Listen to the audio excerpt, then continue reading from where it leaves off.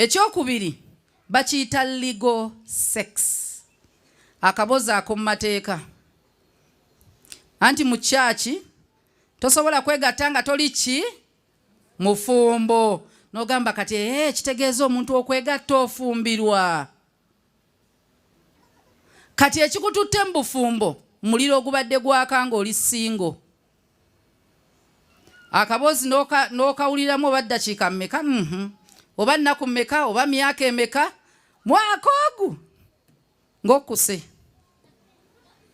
Kati nga reality ejja ku makya okeera anti mwavudde mu honeymoon. Omwami akeera asigala mu buliri gw'olina okugolokoka ofumbe.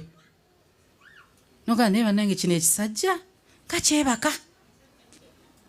Sajja agoloka ssaawa 4 yewasizza. Bannange ngadduga z'engoye. Yafunye omukyala. Banyazaala nga bakyala, nze saagala bantu bakyala. Bawasizza. Oba oli awo nga ne mulamu ajja. Bannange mulamu aludde wano weeks ezo. Bannange nze nkulu sister kyendika ewaffe. Era singa musumba alangira overnight omwezi guno gwonna ezo Friday mmanya mponye. Wafumbirwa. Kati akabozi kawedde kiro. Kati emisana waliyo emirimu. Kati ligo sex yawedde.